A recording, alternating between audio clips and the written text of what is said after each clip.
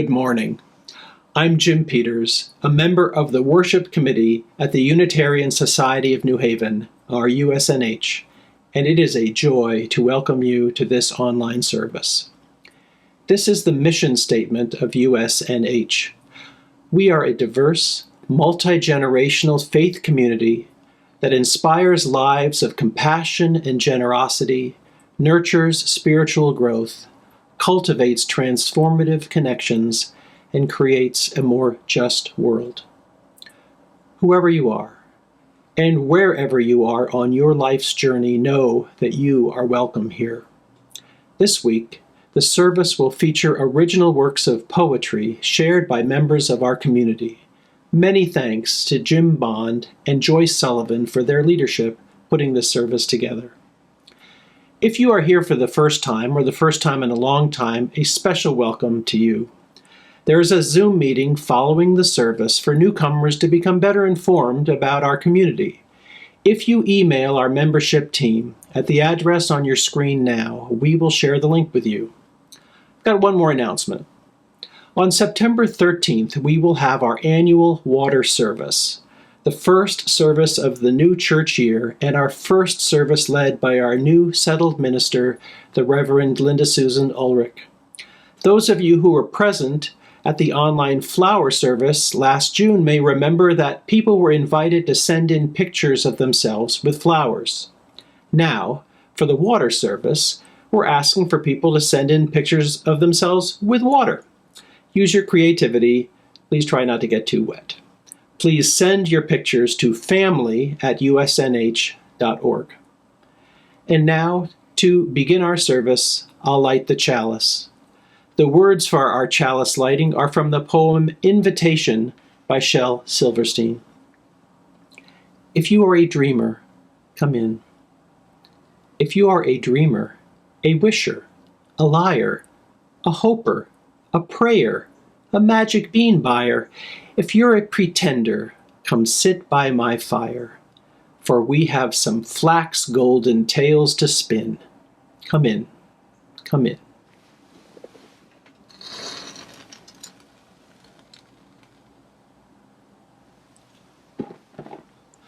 Come in indeed, and let us worship together.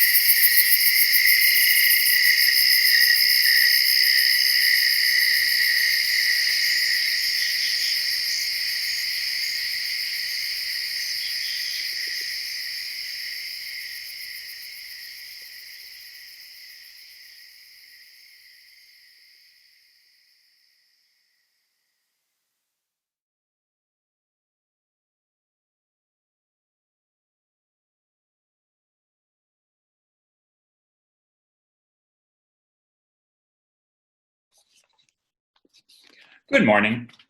My name is Jim Bond. My personal pronouns are he and him. Before we hear from our first poet, I would like to read two short contemporary poems about poetry. The first speaks of some of the frustrations many people encounter when writing poetry. I relate to it, since as a child, I spent a fair amount of time fishing.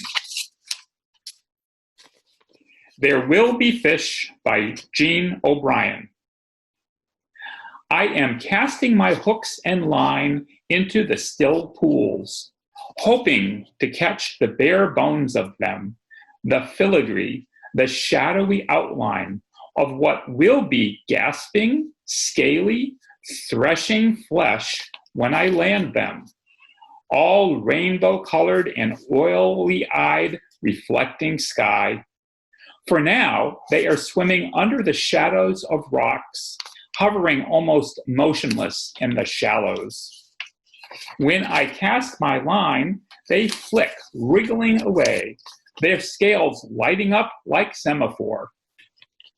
The muddy riverbed churns, currents pummel the mud, creating galaxies of dancing motes, and the fish, like creatures in a hall of mirrors, flick and flash, playing hide and seek in the deeper water.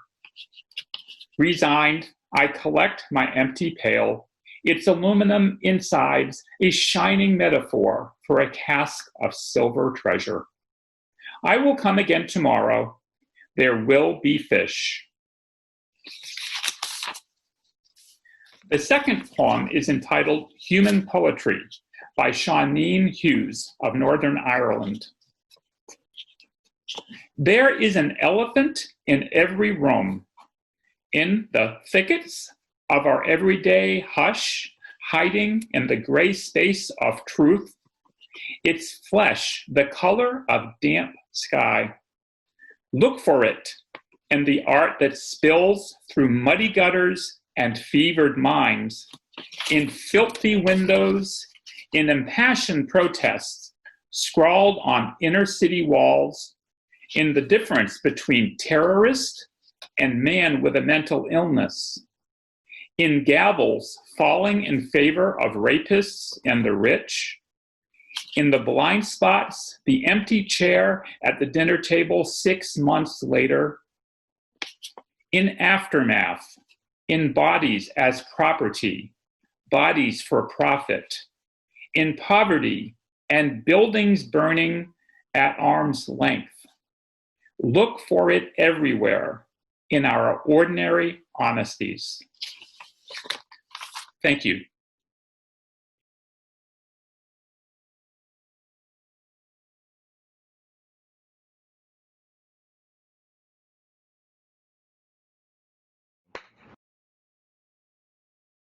Andy Warhol and Marilyn Monroe. I knew Andy Warhol when he dropped his double-wide trailer right down on 9th Avenue and 17th Street near that dried-up field that's always filled with trash and weeds. I know you don't believe me, but it's true. During that summer, I watched him place his easel in that wasted yard and paint flowers in Kodachrome colors on coarse canvas until the weeds were splashed in day-glow bouquets. What a sight! Took my breath away. His master stroke, though, and I can tell you I watched him carefully all that time, was when he set a brand new canvas on his easel and began painting a picture of Marilyn Monroe. So gently he painted her image, her hair a yellow, day-glow yellow. When he was finished, I could see Marilyn's red mouth was slightly opened. She looked surprised. I could tell she wanted to sing the samba song Magdalena and dance, too. When it got dark, I watched Andy take Marilyn in his arms. He danced samba with her, humming softly the song Magdalena all the time. She liked that a lot. And when he was done, he sat her prettily down at a table set for just the two of them. And under the summer's full moon, he served her creamy tomato soup. I know you don't believe me. Why not?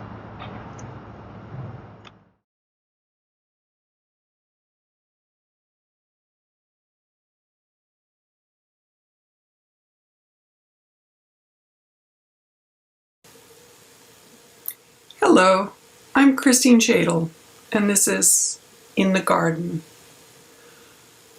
He watches as the seasons change. Rain sluices over him, moss creeps up on his toes, the sun bakes him hard. Stems grow behind him and canopy him with leaves. He watches over us, crowned by purple petals. Sometimes the cat joins him, watching the world from under the rosemary, but he likes his rocky ledge.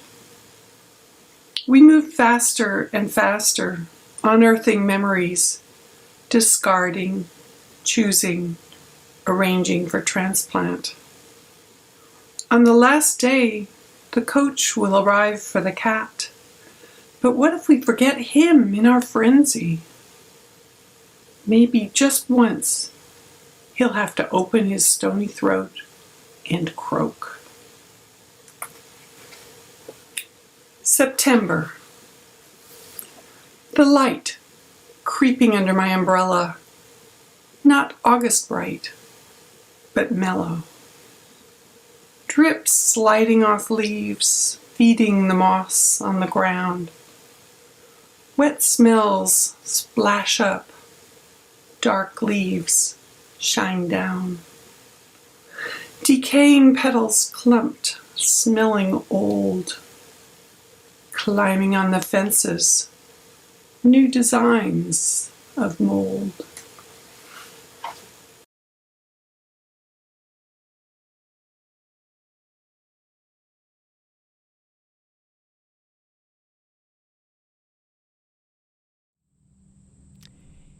Here on This Isle, a poem by Jeremy Hill.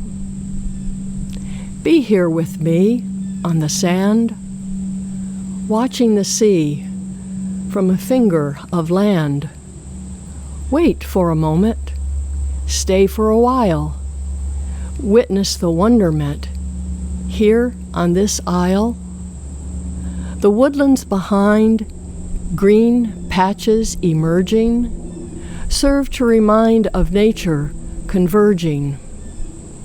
Daffodils softly returning to life rise together to welcome the sun, greeting us freely, absent from strife, healing our wounds, dispelling what's done.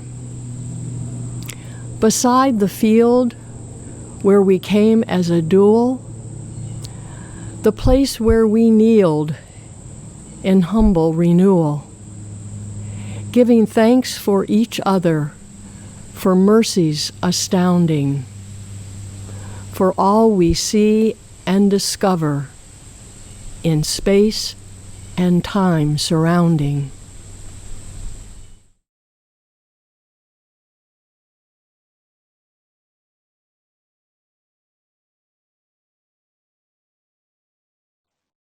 Hello, my name is Jim Bond. I would like to read for you a poem along with my wife Susan, entitled Grass Hair. Climb, my son, to the mountain meadows rare, for I long to feel your feet run through the grass that is my hair. Plunge, bold boy, into the icy glacial pool, for I burn to know your warm kick in the waters of my womb. Is your voice real, mother, or but a figment of my dreams, a product of blood, need, and want, a respite from mute screams? Roar, sweet cub, from the towering mica cliffs, for I yearn to taste your tenor on the breeze that is my breath. Paddle, lad, down the rushing fir-lined falls, for I pine to sense your hot pulse in the streams that are my veins. Pray, speak to me directly, in human words I understand, not flowering trees or flowing streams, rolled hills or textured sand. Talk English, German, Russian, please, Spanish, French, or Portuguese, not earthquake or volcano, tsunami or tornado. Stretch, dear tot, on the craggy ledge of slate, for I crave to find your fingers on the rock that is my skin. Curl, soft fawn, in the fern snug cave of shale, for I would calm your terror through the storm that is my soul. Are you mere vision, goddess, inside my aching head? Is the outside world a cold machine, a deaf, dumb shell quite dead? Rise, blind pup, into the eternal arc of night, for I would teach you wonder through the fires that are my eyes. Swing, sleepy babe, in your hammock hung from Mars. Lull me with your heartbeat while I spin your head with stars. What is so wrong with the language I employ? Do not I speak consistently through quantum fields with gravity? My will is not capricious, but steady as the sky. Why demand I drool like you before you'll deem me mindful too? Do not I hold you in my arms through each night's tears till dawn's alarm, and offer you each day my breast to suckle rose milk while you rest?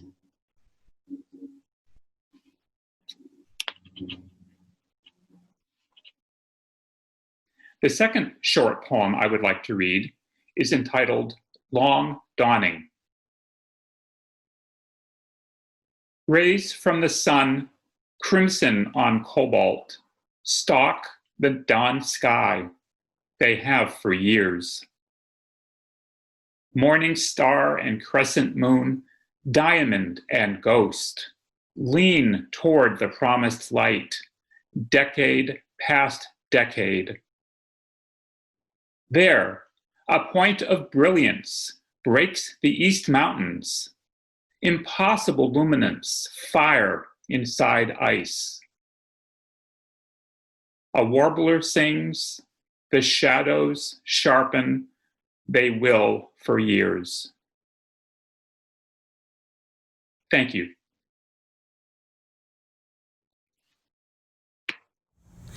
Good morning. My name is Linda Pollock. I am a member of the Pastoral Care Committee. Let us turn our attention to the concerns of this community. I invite you to join me in holding in our hearts the joy and sorrow of those around you. Today, some woke with a sorrow so great they asked for the help of this community to share it.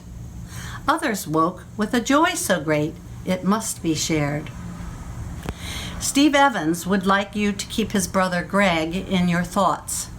Greg was just diagnosed with brain cancer and will be having radiation and chemotherapy in the near future. Paula Mattern, longtime USNH member, was hospitalized because she had a fall. She is now in a rehab center, unable to walk or even get out of bed unaided. Please keep her in your prayers. My husband John and I have two joys to share. Two of our grandsons, Mason and Oliver, graduated from high school and are now in their first year of college. For the joys and sorrows that haven't been spoken, but which remain in the sanctuary of our hearts, we bear witness. Here is the place, just right now in this service, where humbly I ask, now please don't get nervous, we seek donations for the work we must do. You see, nothing happens, not at all, without you. Without your support, Connect can't connect. For as you must know, with the bucks we collect, we're able to fund, even though we're remote, programs like Waverly and You the Vote. So please now, it's time for generous souls to open their wallets as we reach for our goals. USNH.org is the site. Navigate there, and up on the right you'll find Plate Donation. It could not be clearer. Click there and give. Then you'll see in your mirror the face of a person who helped us today to live out our work in this world. Hooray!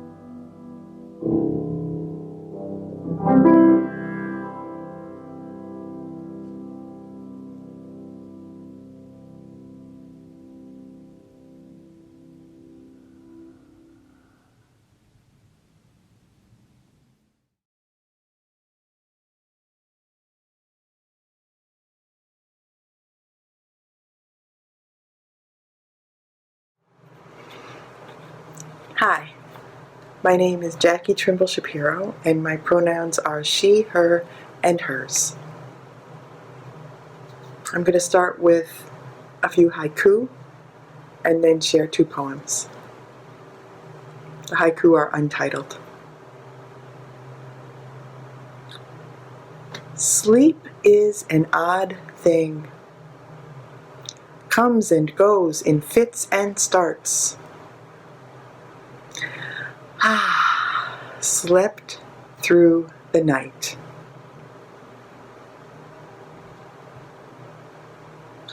Broke open-hearted. If peace is the goal, I'm lost.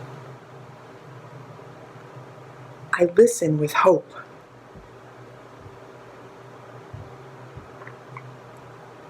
Hiding from COVID.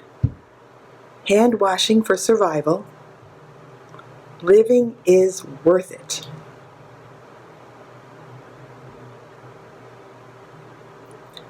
Funny, this texting. So easy to misconstrue. Much rather see you.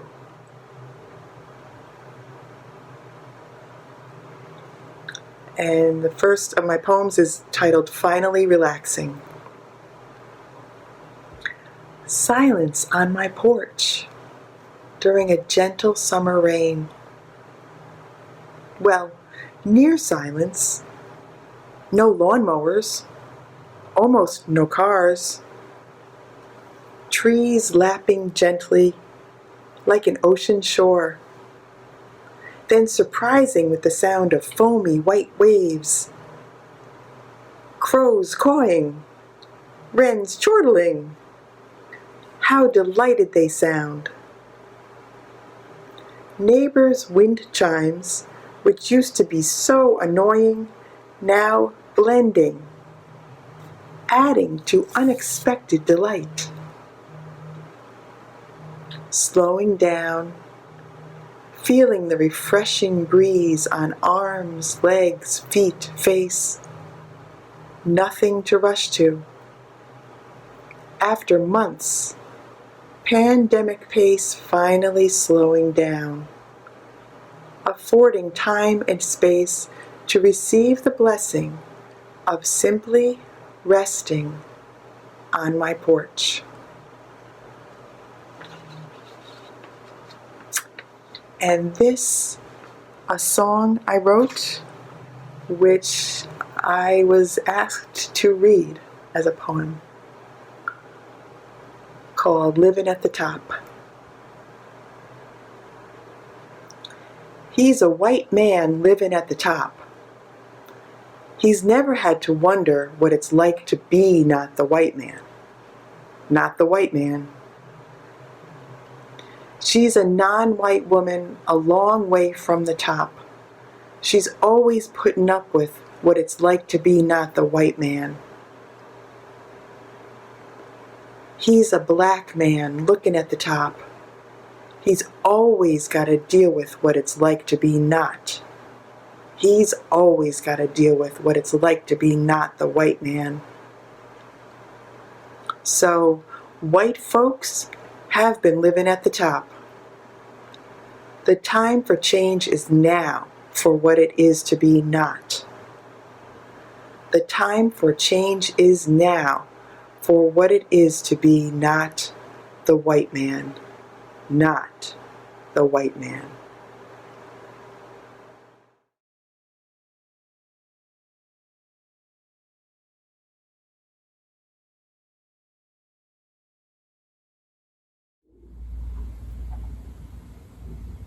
Good morning. My name is Claire Bian. I've been a member of USNH since 1993. I'm going to read 3 poems, one that I wrote and 2 written by other members of this congregation. The first poem was written by Marion Katz. She's shown here with her husband, Abe.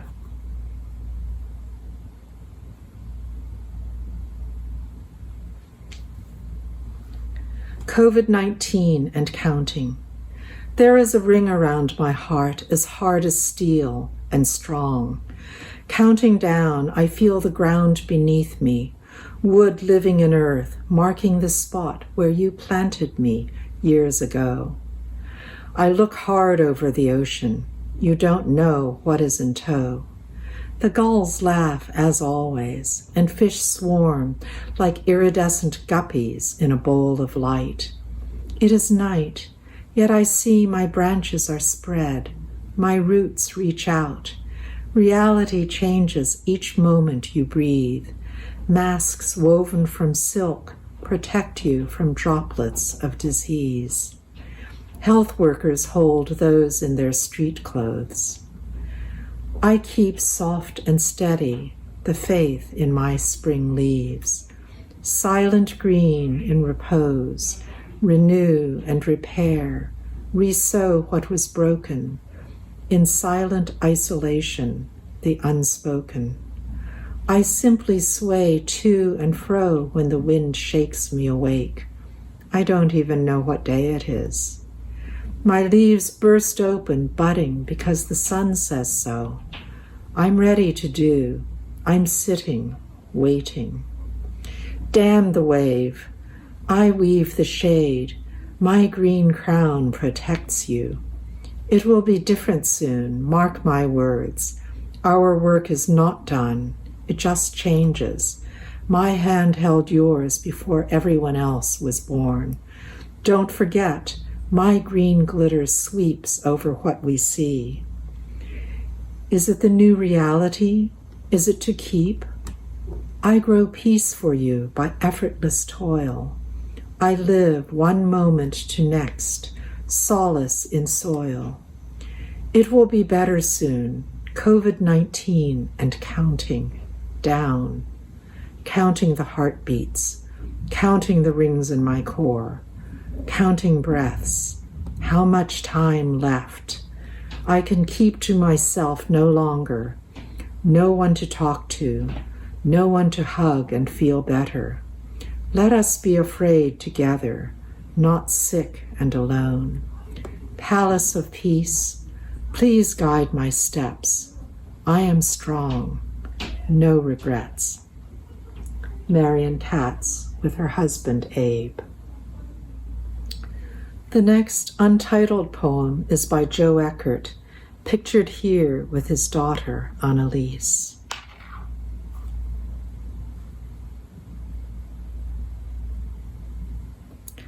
I've learned to love the skies by crawling through the dirt. I've come to taste freedom while writhing in the hurt. I've learned of the light in a dark tunnel going forward, inching and inching my way ever toward it. For what better view of paradise than from here on the ground, to have no realization of being lost until I was finally found. Joe Eckert, with Annalise.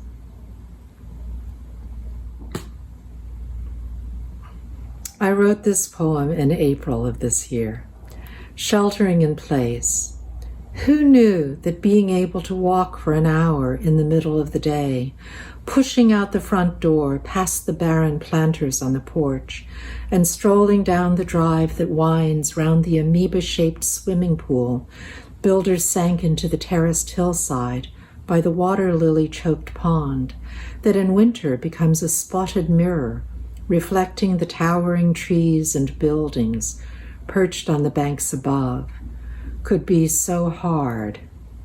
Smiling on the bench where years ago the Goose family made me laugh, when Mama hissed her warning, "Stay away from her fuzzball chicks," I continue walking past the woods to the lake, where I have encountered occasional bass-angling fishermen, but never seen an osprey, even though the town built a platform for them on an island in the middle of the lake.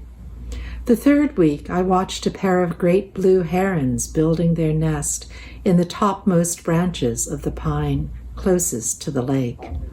The female reaching from her perch to a neighboring branch and tugging, hoping to break loose the needles and twigs she needed to build her nest.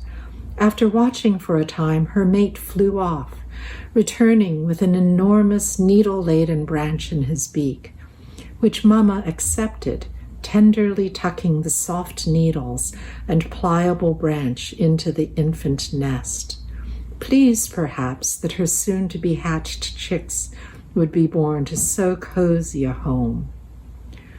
Why, throughout this burgeoning spring, filled with birdsong, blossom-scented air, and amorous squirrels chasing one another round tree and flower, while I shelter safely in place, finding comfort and even joy in the beauty that surrounds me, do I force myself to worry more about life as we know and have known it, the ones we have lost and will lose, and the ones we shall never know, because I must.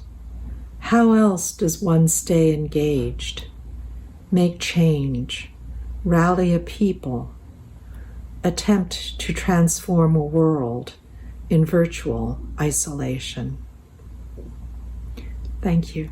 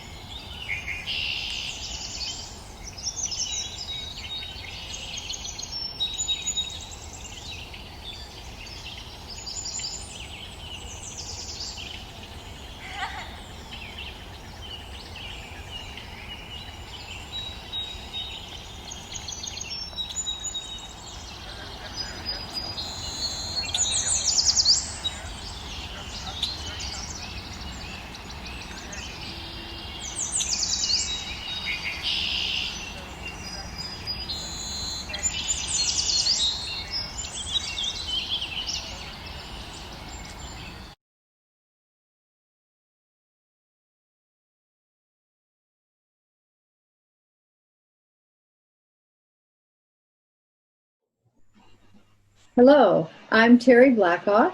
My poem is titled Down in Detroit. It's from my most recent book, One Less River. It's a poem that follows up on last Sunday's service in that it's follows up on the anti-racist theme of that service. And here I actually borrow from Toni Morrison. I use her term default mode as her reference for whiteness as the presumption in all American culture and literature. So I also write this as a Detroiter, longtime Detroiter who has been through a lot of changes with the city. The poem has an epigraph from Bloomfield Hills, Michigan, which is one of the wealthiest suburbs outside of Detroit. Down in Detroit, help me, I live in Detroit. Sign taped to a tip cup at the popcorn counter. Maple Art Theater, Bloomfield Hills, Michigan, 2003. Remember when the flight attendant had us prepare for landing in Honolulu, Detroit, and the whole plane laughed? And did I tell you the one about the ex-Michigander who turned her back on me and pointedly bestowed her life story, Border Collies and Harry Potter included, on another woman waiting for the Napa shuttle? After I winced and replied, yes, yes, in Detroit, I live in Detroit. Or the librarian from Rochester Hills, you live down in Detroit, still echoes, down, down, down. Tough enough to love this town without the shocked looks, dropped jaws of fellow citizens who assume whiteness unites as they eye you, reassessing instantly. Still, the D, dear D, must have some magic in it. How else explain the doubled take, the suddenly shed disguise? In less than an eye blink, I've had men switch from flirt to default mode, their mental U-turns screeching with chagrin. Such power in a word to make a person give himself away. Detroit, Detroit, straight in French, place where waters move swiftly. Thank you.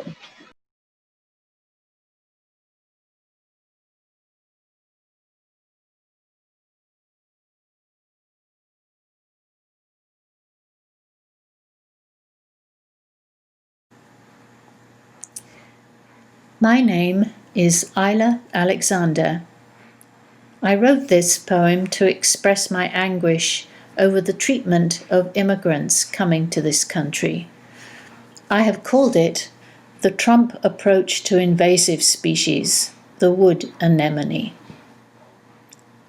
They were welcome at first, small white flowers on spindly stalks, sitting atop finely cut dark green leaves, delicate and innocuous, an early arrival in spring, emerging from winter's bare ground.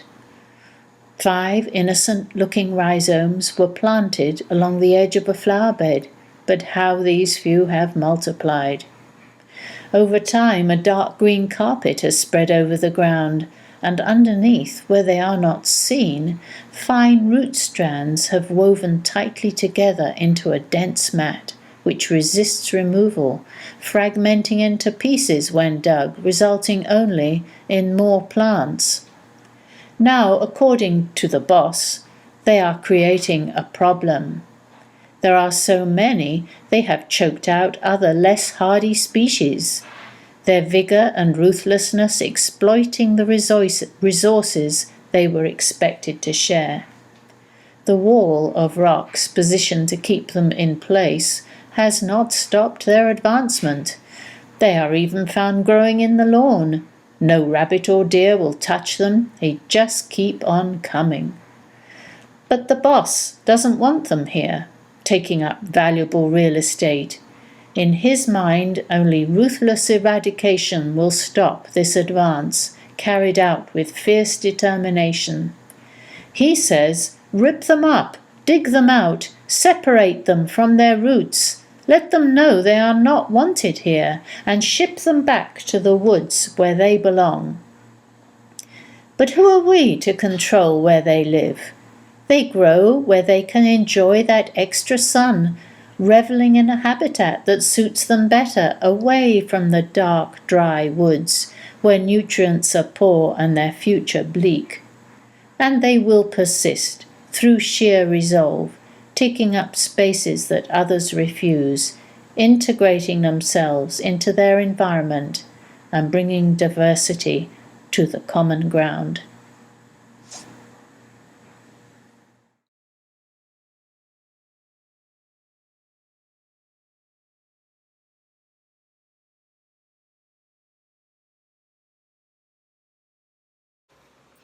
Good morning. My poem is entitled An American Prayer 2020. Thanks for the bounty and good luck this last year. Well, to tell you the truth, I'm just glad we're still here. That brush with the law turned out wonderfully well, and those tax-sheltered bonds closed out high on the sell. So what, after all, could we want in '01? Having weathered financial disaster, we won. Our health, wealth, and prospects ended on a high note, and the 20 election, please agree with our vote. More, we say more, the American we. We want all we have, and we want to stay free. We want all the gadgets that buzz and go beep. We want good relations, sweet dreams in our sleep. We don't want to think about poverty, wars, our kids in Iraq who signed up for 4 tours, or fighting injustice, the many in need, or those shivering bums who accost us and plead. We'd like to keep up this connection with greed, an internet service that's become our Godspeed. We want all the comfort we've grown to expect, no pain and no struggling for others' respect. We'd prefer that our leaders begin this next year, give hope, share prosperity, minimize fear. This comes from a nation entrenched in its view of vanity, hubris, yes me, and yes you. Let's try to remember of many we're one. I'll sing your song sweetly, you sing mine for fun. Your melody blends well with my harmony. Our tune lies in your hands and also with me. No matter our colors, religions, or race, or whether forebears lived in this or that place, we'll treat all as brothers and sisters and friends.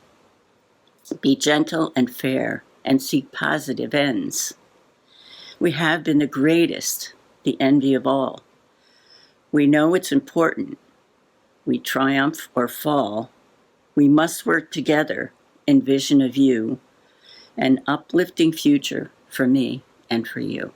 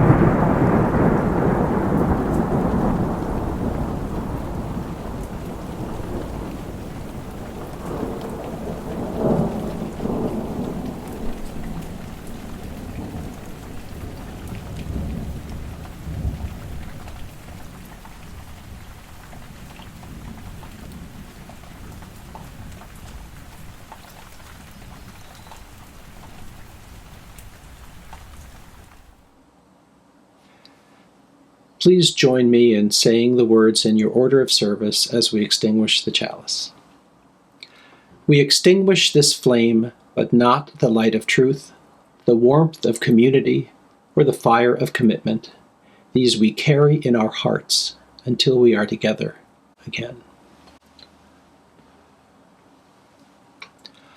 Our service now ends, but our community remains. We are connected one to another by enduring commitments to our mission, to our principles, to our values, and by our care for each other. We depart, yet we are still together. May it be so. Blessed be.